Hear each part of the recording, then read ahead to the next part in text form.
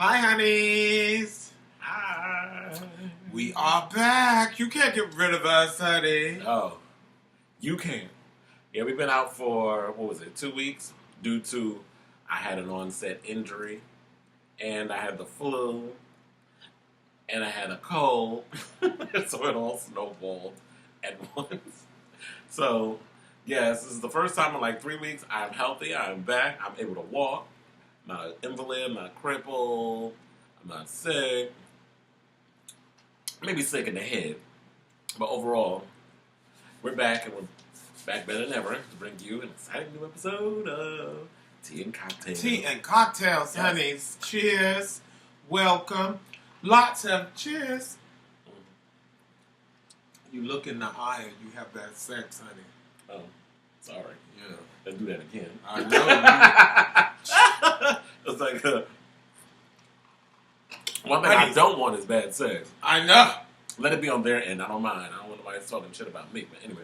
Oh, Kris, so much tea has been going on, too. Mm-hmm. Yeah, I was like, and I thought also because it's kind of been February, March. Well, basically it was March.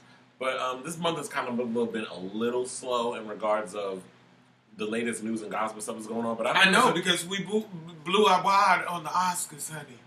Y'all know. And, you know, yeah, so I was like, I mean, I like that. Well, we haven't spoken, we didn't even since the Oscars, so we didn't really recap it. So we want to do like a quick brush over. What did you watch the Oscars? What did you think? Of course, I attended a Oscar watch party. Mm-hmm. So it was really cute. We really caught the opening monologue and all of the appropriate awards. I even got to watch with Dane Joseph from Drama Queens, who was also in attendance at Jay Nigel's function. It was a cute moment. Very cute. Very cute. And what did you think of Kris overall? His Chris's monologue. Opening monologue. I did it. He turned it. It was everything I needed.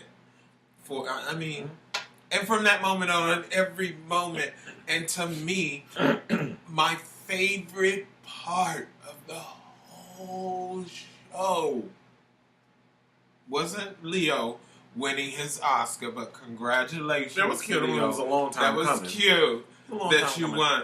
But my favorite part was Miss Stacey Dash coming out, honey. Really? Yes! That was first of all, I felt awkward. Well, I guess I felt like everybody. I felt like everybody in that room. It was like, I'm like, what the fuck is going on? I think we all felt. Well, I felt basically how how the room felt. It was like, do we clap? I know it was so good and awkward. And literally, that was her death. She's dead! She might not be entirely dead because there's a little story I'm going to bring up later when we talk about a certain reality show that came on last night that she may be attached to in the next season. So she might not entirely be dead. I hope she is, or she can just stick with being at Fox News because, they'll take any fucking body over there. Reality TV saved my life. Can you imagine that? Or the next season, the next 15. She can wind up on that. Ooh. Are you watching that? Hey, Carlos King. Hi, Dawn. Karamo. Hey, girl. I am watching it. I hate to admit it, but yeah, I'm watching the show. I have to say the show overall, like I get the whole concept. You trying to take a bunch of has-been people with 15 minutes of fame. And, has-been. Well, that's what they are. Let's call it. Has-been. Has anybody been really checking for New York? Laura, not Laura. Well, I don't know which one of the Govan sisters. See, that's how relevant they are. I don't even know which one is on there.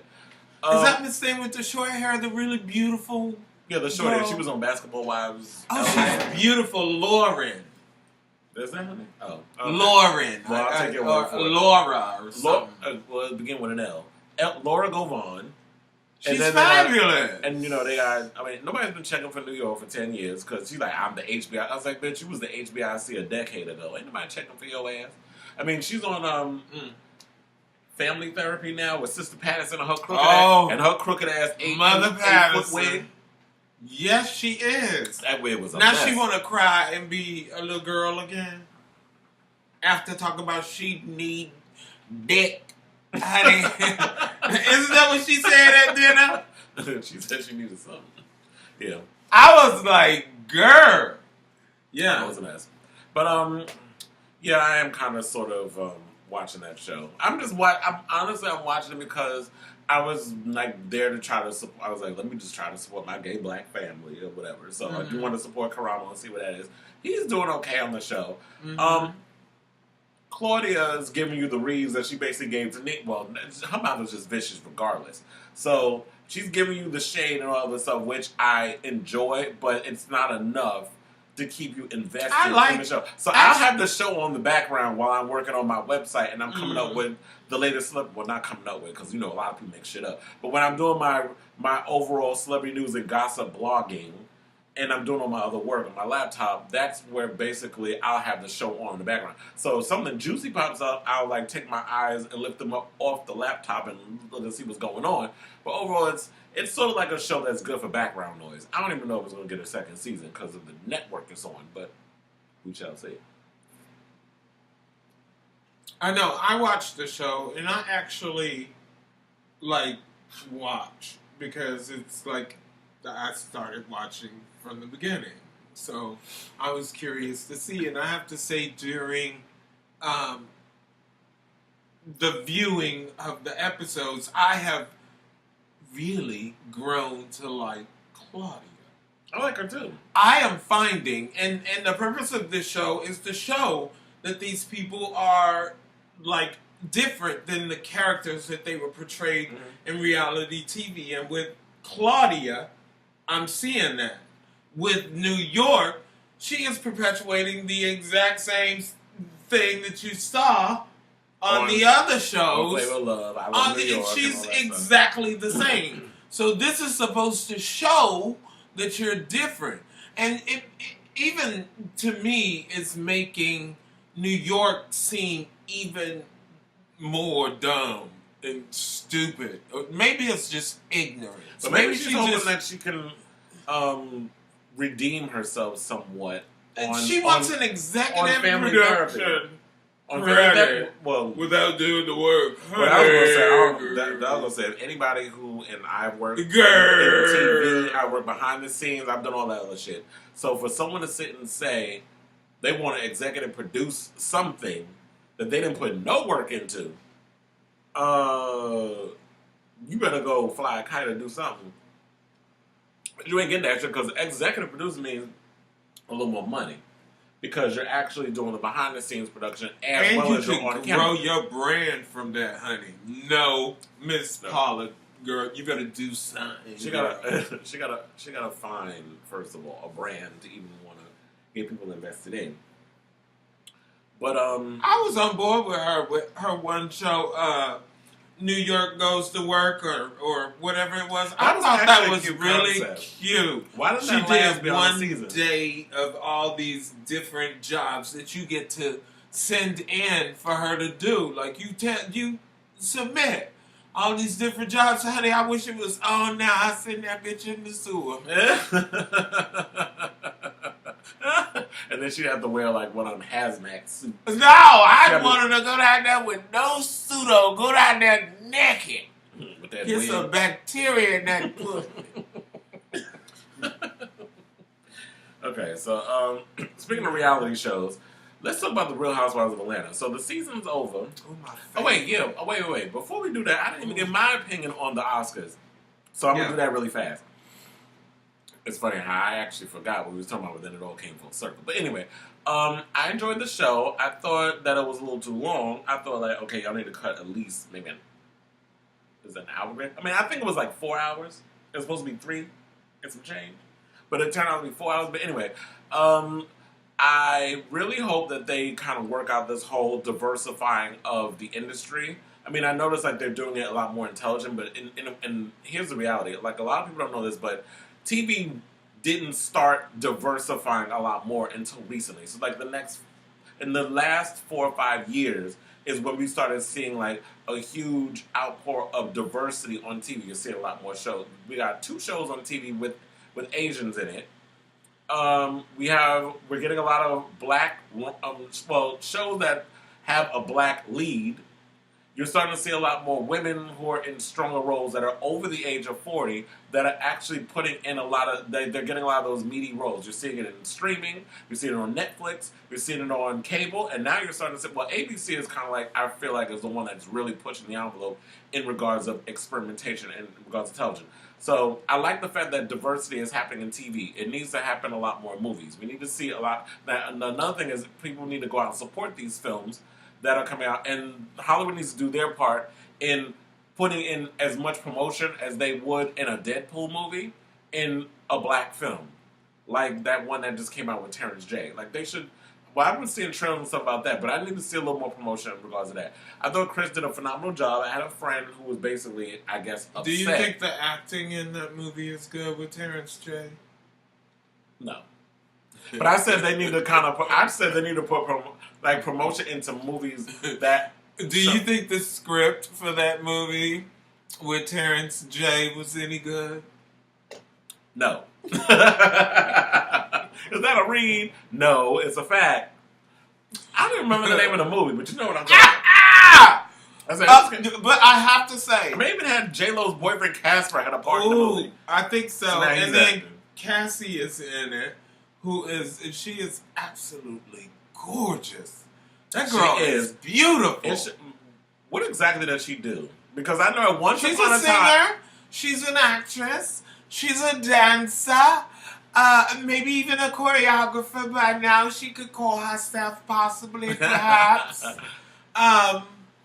What else is she? I like Cassie. I like the idea of Cassie when she first came out. I was like, this cute girl, she's going on this cute song and all of this stuff. Catchy. But I think when she went on BET, and she did a live performance of Me and You, that's pretty much, it was like curtains for her career.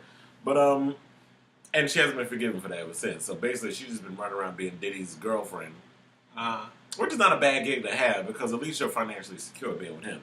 Ooh. But that's not a guaranteed gig, honey. But that's true. That's why That's why there's some ways you need to have your FU money. So I don't know if maybe he had a hand. You need to have what? Your FU money. So FU money basically is if there's a situation. I got y'all, honey, when things like that happen. So there's ever a situation where you're basically relying on someone. You're relying on that body to get you places. Amber Rose. We're going to talk about you in a minute, too. That made the nape of my neck itch. So, like, if you're relying on that body to get you around in life or financial security and all that other stuff, and then all of a sudden you wake up one morning and this dude that you invested 4 or 5 years into without your own money decides to kick your ass to the curb for the next younger model. Your FU money is basically the money that you've had stashed away that you could survive on until you on to the next thing. Not necessarily the next dig, but the next gig or whatever, whichever way you can hustle your way into your money. Your you got next little money that check. Well, exactly. So it's like your FU money is basically money you have stashed away that will have, that you'll be secure, that you can dive into and go in on and use when your ass is kicked to the curb. So that's basically what it is. So if that man is giving you an allowance of $5,000 a week, you should at least have a secret account that you're at least putting maybe $1,000 in. So why would he be giving her an allowance just because they're dating? Well, if you're one of those, if you're kind of like, I guess like an escort or something, if you're kind of treated like you're this arm candy. Why would he treat her like an escort? But I'm saying, like, if you're like this arm candy, and you're basically like, oh, I want to take you places. I don't want you to work. I want to take care of you. I want you to go to school. I want you to do this. I want you to do that. Isn't she on his label? Who's her label? Bad Boy. But she hasn't come out with nothing. Well, she came out with that mixtape. Didn't she have some soundtrack things? I know she did like a mixtape or whatever. Some singles or some mixtape or something. I don't know. I really have to be honest. She's a beautiful girl. She is. and that's all I know.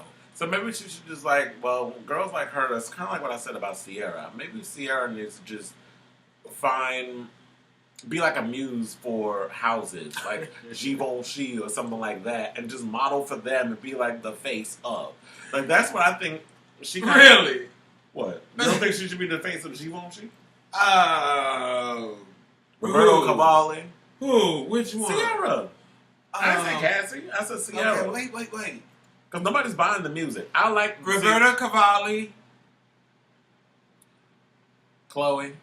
I mean, look. Versace. Okay, wait. Roberto Cavalli, perhaps. But I think right now, Roberto Cavalli needs to go with Mariah Carey. Because she is really living that Roberto Cavalli life. And with her show coming up, honey, it'll be perfect. Yes, you know what? Since you brought it up. No. We'll come back to that. But anyway, yeah, we'll go back to that. Yeah, but overall, like to wrap up the whole thing about the Oscars, I thought that the whole thing was good. It was a little long, but that's to be expected from the Oscars. I think they need to maybe cut out a lot of that excess best costume design, best decor, or whatever the hell is. Why can't those things be given out off air? Exactly. That shit is boring. Like, nobody cares. I thought Lady Gaga did a phenomenal job with her performance. I need Abel, a.k.a. The Weeknd, to go have several seats. I cannot stand him with that Lollipop Guild voice. When he sings, he sounds like a shaky midget. Like, I need him to go away and... Like, his voice always sounds like it's like stuff like that. Like, that's what it sounds like when he sounds like go like ew. And I don't understand how people find him like amazing as a musician. I just think he's trash.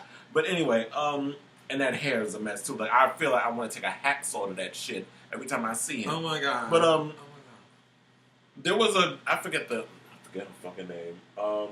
It was a transgender artist that also had a song that was nominated for an Oscar that was not included in the live performance. So I kind of thought it was, and from the lead singer from Anthony and the Johnsons the lead singer was a man, now became a woman. I forget the name that he goes by now, so forgive me for that. But he's transgender now. He's a woman, but. He had a song that was nominated for an Oscar. I'm not necessarily. I don't have the notes what the movie was for and all this other stuff. But everyone else, I was about to Google schmoogle it, but everybody else who had well, I can look it up now. He had a song that was nominated, but he wasn't asked to come and perform. So that's what she said. She was not showing up because she was not asked to perform. Ooh, excuse me, honey, y'all getting it real and raw, honey. Yeah. I just did that one. The name is Anthony Haggerty. It was like nominated. But the first trans person to be nominated for an Oscar for Monterey, from the Manta Ray for the documentary Racing Extinction.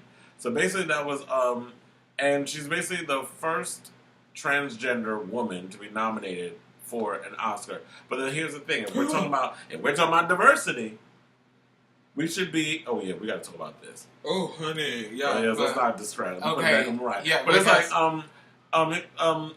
as someone who's making history and making strides, we have shows on Amazon. Oh my God, it's so Transcendence that we're getting more transgender people that are showcasing themselves in television. I don't even want to. It's so many Jenna because I can't stand her.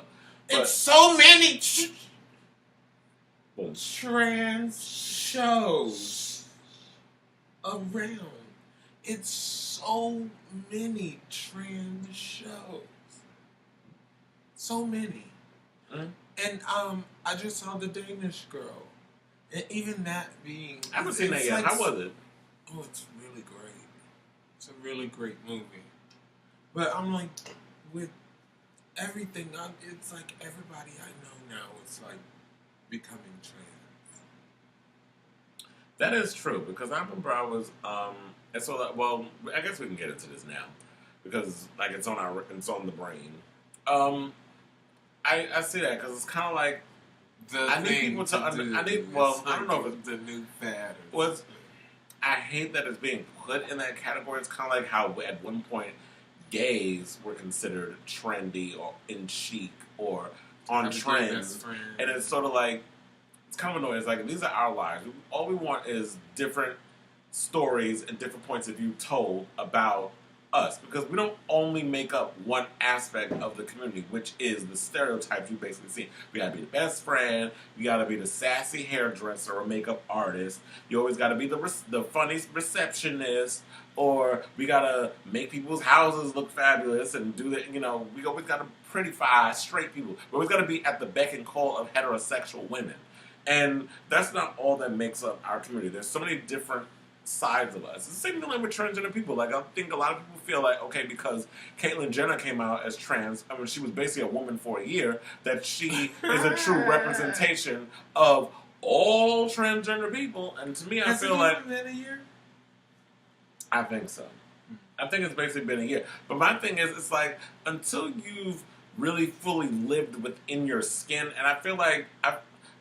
well, look, y'all need to, I know y'all have a huge devotion to the Kardashians and all that other stuff, and y'all love those bitches. But you need to chop I Am Kate. The show is fucking horrible. She's not watchable. It's kind of like, look at Latavia Robertson and the other one, Michelle Williams. Like, they've come to the conclusion that, you know what? Not all of us can be Beyonce. Not all of us can be and I'm not saying like Beyonce's the end all be all, because you know I have my opinions about her. Stupid. But not everyone can be the star of their own show. And when you have your own show, when you were basically on Keeping Up with the Kardashians, nobody was really checking for you when you was Bruce Jenner on there to begin with, and you think just because you change your gender that you're fascinating enough to get your own show, and then you gotta pull in Candace Kane, you gotta bring in your daughters, Kendall and Kylie, or you got to bring on Kris, or you got to bring on Chloe and the rest of them to boost your ratings, because the proof is in the pudding. The ratings went up every time Caitlyn brought on all these other side characters. Nobody's checking for you. So, he needs to cancel that show. Not everybody, just because you're transgender doesn't necessarily mean we all believe the same. It's kind of like with gays. Just because we're all gay doesn't necessarily mean we agree with each other. You're totally missing it. So what am I missing? You're missing the fact that because Caitlyn underwent the transition, she is still a part of Keeping Up with the Kardashians, but it is a different path, which now they are allowing her to have her own start, but yet continue. If you notice, the show is on the exact same shooting schedule. They shoot at the same time. That's why the daughters show up, and they cross-use footage that shows on both shows. Well, regardless of the all fact, part of that same machine. But regardless of how they're shooting it and how it all works out and any other, Caitlyn's still not that interesting of a person. But her story is relevant to even the first show, Keeping Up with the Kardashians. And my thing is this. It's like, if you're transgender, you should be allowed to make mistakes. You should be allowed to not necessarily have to be... so this is another thing that kind of bothers me too. It's even, I'll just say LGBT in general. Not just transgender, gay, whatever. But I feel like anytime a major star or someone who's infamous in their own, or famous in their own right, comes out, there's this automatic where people feel that they need to be a representation of an entire community. And I feel like we need to allow celebrities, or stars, whatever you want to call them, to make mistakes, to not be perceived as perfect, to kind of figure out how to maneuver into the world before we continue to publicly scrutinize them. And it doesn't help when you have someone like a Caitlyn Jenner on network TV saying the crazy things she's saying, giving her political views where she doesn't like, where Hillary Clinton's a fucking liar, and all these other people, and Trump would be great for the transgender movement, and you're saying all these crazy, and everything that comes out of your mouth is stupid. So it's sort of like, okay, when you were bruised, you were an idiot, but just because you went and changed your exterior, and you got titties, and you shave down the Adam's apple, and you got new, and you let the hair grow, and you got extensions, and at that one point, Annie Leibovitz made you look like Jessica Lange when you look like a hot truck ran over fucking mess now. Actually, Kate, I actually like your new hair. You do? Yeah! Anyway, so if my thing is this, it's just so like you should be allowed to come back. It's kind of like I'll use Jiggly Caliente for an example from RuPaul's Drag Race. I had no idea she's transgender until recently. I think I read something. Aren't they all now transgender? There's a lot of them coming out as transgender. Oh my goodness! I think it was like Fifi O'Hara. Somebody went and made it and said something. So I was reading. I don't know. I was reading an article and they revealed that she was transgender, and she was saying something like, I didn't want to come out as transgender because I didn't know what I was doing. I didn't want to do the wrong thing or make a mistake and instead the other. Jiggly said this. And my thing is like, this is my point, is that we need to not put so much pressure because you're a public figure in whatever genre that you're in, that it's like, oh, I'm transgender, then people feel like, well, that's not, I don't like what you said there, or you shouldn't wear that, or you shouldn't move like this, or you need to cross your legs. It's sort of like people kind of have to find what works for them and what makes them comfortable instead of being so quick to be like, who's telling them they shouldn't? I think what I'm saying, like, Jiggly's worrying about what, because social media, people on social media, everybody who figures because they got a computer in front of them, they have a fucking opinion, or they're going to say whatever it is they're going to say, that they need to go in and let have on you about this, you need to do this, or that's not, or we don't do that in the trans community. So those words crawl off the screen and go in their head and get stuck or something? I don't know, it's just sort of like internet thugs, or people who just like to nitpick. I love to hear from the honeys. No, I don't. But it don't, I like to hear from them too, but I'll read your ass back. But then I've come to, it's like some people feel, have to clap back. Well, some people feel like, well, you know what? Don't even dignify them with a response because then it kind of gives them, makes them feel like they're life into them. But sometimes it's like I agree with that. But sometimes you need to clap back at these hoes and shut their ass the fuck down because sometimes I gotta do that. Like I'll do that on Facebook. Like if some people say some stupid shit that I don't agree with, it's like, I will have to read you on it. And I don't do it because I'm like, oh, well, you know what? Let me give this idiot some attention because clearly they're not getting it nowhere else. But it's like, sometimes you gotta kind of, like, if I throw shade at somebody, it's coming from a place of, let me kind of show them a different side or throw a little educational something in there so you can kind of see the other side. But I'm still read you. So it's sort of, you gotta come at it with... You read them with a little kindness. Read them with kindness and you're knowledge. Not so vapid. No, some people just like spewing bullshit, and then I'm looking at you. It's like the least you could have did before you hit send was do a little spell check. Because the one thing that grinds my gears is people who I see on social media who don't know the difference between there, and there. There's THERE. THEIR and THEY''RE. You need to know the difference between certain words that you use and in the connotation that it's used and the spelling. Because I look at some people's pages and I'm like, you want to know something? I want to read their ass on their fucking grammar. What bothers me? I have seen some memes come through my Twitter feed with some grammatical incredible tweets from people. Oh. I even saw one that was in a comment section of, it was a comment section of one of the blogs or something I was looking at, and the person wrote out this hateful sentence, and it was so misspelled and grammatically incorrect. Somebody read that person on it? Using the wrong context of words. It was horrible. People were slicing them up, though, honey, all the way down the feed. Chop, chop. I said, why would I even waste my finger strength? I know. Mm-hmm. Yes. So, let's talk about Real Housewives of Atlanta. Okay. So the season's over. The reunion premiered last night. The ladies all got together with their, what was it? What was the theme? What was it like? Lime green, gold. Like, I don't know. I couldn't tell the color some of the women was wearing. But kind of new. who I thought was the best dressed. I thought Sheree looked the best last night.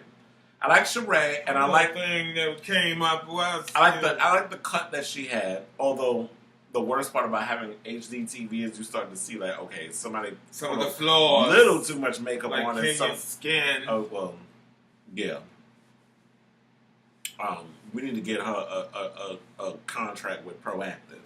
Child. But Candy I thought looked great because she just had a baby. Amazing. But the body was just like, she looked snatched. She looked so great. Good. So I thought Candy looked great, and I thought Sheree looked great. So those are my two favorites. Todd looked really good too. Let me just say that I could see Todd's been working out, and it shows. Well, TV will like do that to you. He looks really good in his face. The minute you get on TV and you start seeing like, ooh, TV, because it does. TV adds extra weight to how he you looks look really handsome. He looks really good. It do make you hit the gym a little harder. But overall, what did you think of the season, and what did you think of the reunion? Well, part one of the reunion, because there's 2 more parts. Because, you know, Andy always got to do 3 parts of every goddamn thing these days. It's so 3-party. Okay, so, you know, Real Housewives of Atlanta is probably my favorite franchise. As is most people, I've noticed. The ratings speak for itself. Yeah, I really like it. I think because I really identify with some of the ladies a lot because they remind me of my people at home. Mm-hmm. You know, it's like people you watching people that I grew up with. Exactly. Yeah. I get it. You know, so for me, it's my favorite, and I thought, you know, initially they were the most down to earth, most, but now they're the most bougie, backstabbing, conniving, fake ass bitches. All except for Candy. Candy is so real. I live for her. But see, did you see the? You remember when Candy was the Kim Fields? Yes. Remember when they said Candy was boring? Was that season 2? And she didn't have no storyline and she needed to be gone? Okay. So, I think Kim now has had her in that role. Wake up.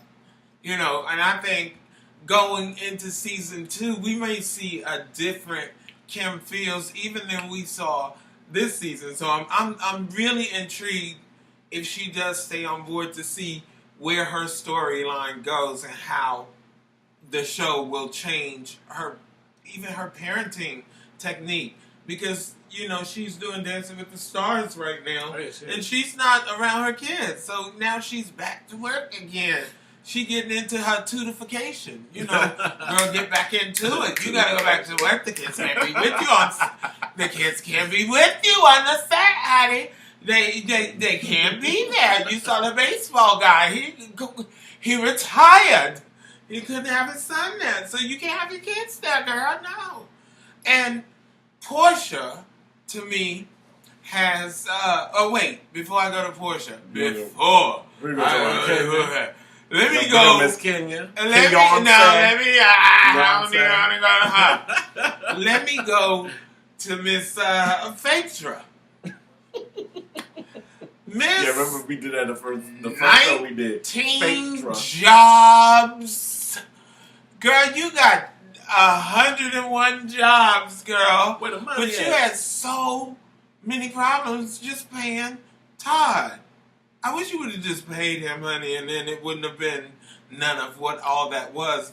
And waited until a week before they started shooting the reunion to give him his whole full payment because the bitch didn't want to be talked about on camera. But they brought it up anyway, so they still talked about it. So, Lord, and now you having to. Like, you're not gonna come for me. You're not gonna come because I think Phaedra worries too much about how she's imagery perceived. And how what people think about her. And that's why I think I'm not necessarily a Phaedra Parks fan because she puts so much energy in worrying about how she's perceived really on camera fake. Or how, it's hello. Like why? How you think I said Phaedra? Well, Phaedra. very... And seeing her on Dish Nation proves Was it she on even more. Well, of course she was going to go on there because Portia's her BFF. Yeah, Portia, with her contract with Dish Nation, is secured for these many. And if you're going to be out, honey, what you have to do for the show is put somebody in.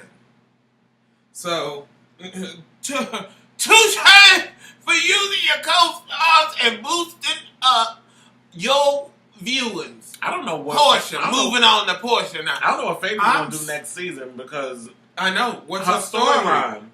Is Apollo, like, you can't stretch the... What's her story? You can't stretch Apollo out another damn She season. ain't even... You can't. She ain't even divorced enough to even date anybody because she won't even date nobody because she worried about what people gonna say. But yeah, go ahead to Portia. But Portia is winning, in my opinion. Portia is winning. Yes, she is. Dish Nation. Yes, she is. Thank you, Dish Nation, honey. Atlanta Housewives, naked hair, honey. Go naked. Her go naked lingerie line. Yes. And what was it that Kenya said? Don't she do hair too? Oh, she do that. I said go naked hair. Oh. Yes, honey. She got some cute hair, but girl. Yeah. Tokyo Styles is the one for hair for me. Tokyo Styles is everything. Everything. Now, what do you think about Keontae? Okay, so as I move to Kilolo. Kilolo. You remember her. Kilolo, that bitch over there. Okay, so this bitch is still got mommy issues. Abandonment issues. She got home issues. They still haven't talked about the house yet. That's probably going to be in the next part or something, right? Well, they did say they was going to bring it up. More Manor versus Chateau Charette. Yeah, they're going to show that later on, the progression of whose house is built the most.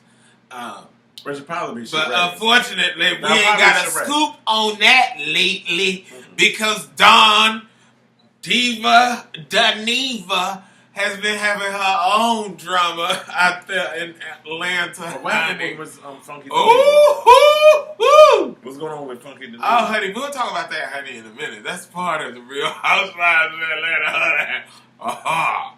Yeah, so, with Kenya, her hair products, have you seen them anywhere? Mm-mm. Well, she said that her shit gonna be, well, no, she said that, what was that they was drinking that was water in the fragrance? Anyway, that's supposed to be she said CVS soon. I guess we'll be... CVS? Didn't she say that on the show that it's gonna be in CVS soon? And they all started She was talking about the hair products? She was talking about whatever that, no, what was that? Was it a fragrance that, or whatever is that? No, she got more hair care. No, remember the episode where they went to the event and they had the bottles, and then basically... And this thing drank it. Yes. Shanika, or Shakana.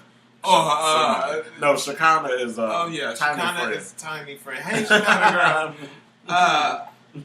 Scotch Rosetta, whatever her name is. Whatever. The one that drank the water out the thing. But can you even say it on the reunion? Yes, those displays had water, but they had samples in the bag that they would have gotten, I guess, at the end. Because I didn't see any gift bags in the view where we were. Unless they were in the bags that was on the table. Because there wasn't any. Like, to me, I feel like, okay.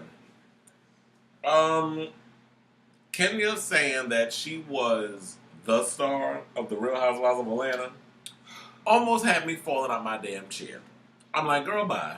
First of all, who are you? And what did you do before The Real Housewives of Atlanta? And I think she feels... Kenya? Yes, like I know she's popped up in guest starring roles here and there over the years, but first of all, nobody was checking McKinney Moore. Nobody was uttering that name off their tongue before she joined the show 4 years ago. Now, the thing that wait. Let's play devil's advocate a moment because you said that. Let's do a list of notoriety and accomplishments out of the Housewives. So.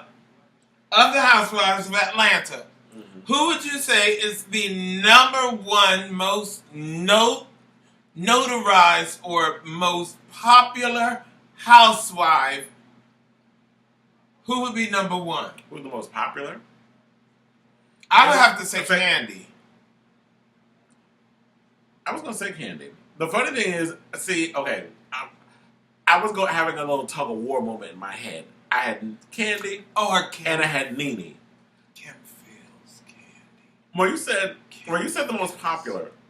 Yeah, I mean, talk about popular. As far as most you said Kenya. What do we know Kenya for? Let's do a rating. Well known. Yeah, let's known. Well, the most well known, I would say, before the show, before Kim Fields joined the show, I would say Candy because I knew who Candy was. I listened to songs from Escape. I was an Escape fan. Like, honey. I wasn't like going out buying their albums. I never did that. But if they put out songs and off stuff, the hook. If they came out with songs and stuff, I grew up with Escape, so I knew the songs.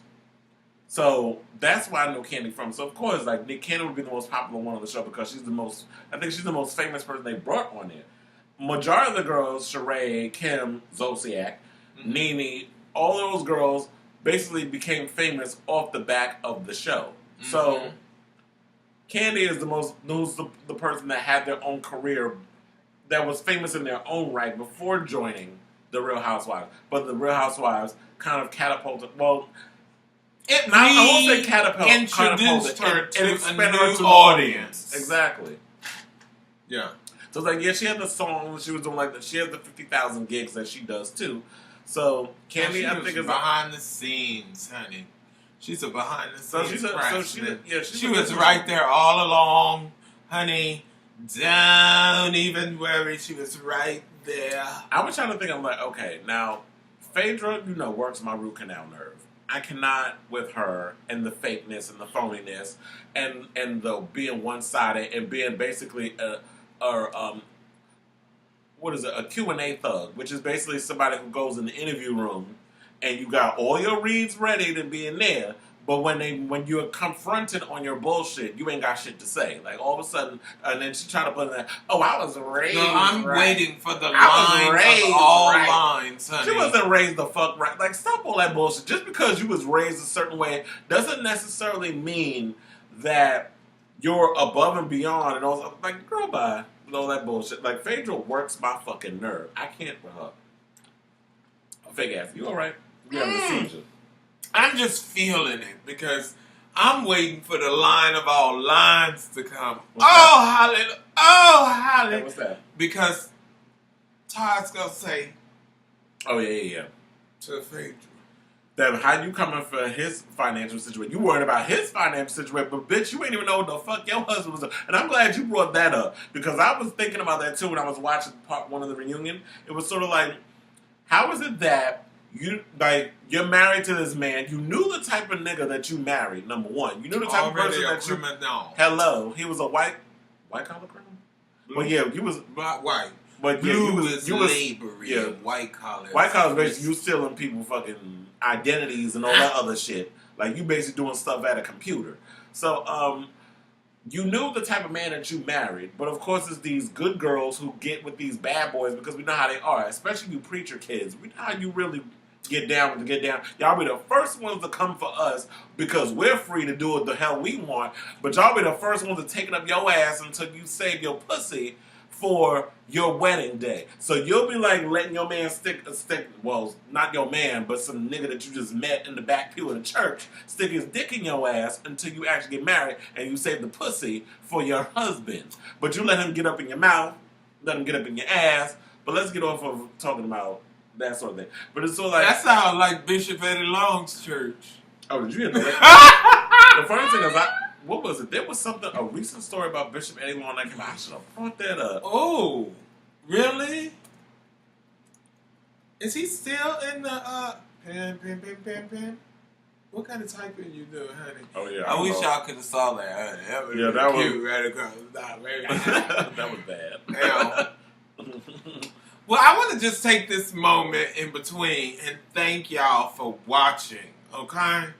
Because we really do this because we love coming to you. We'll be right back.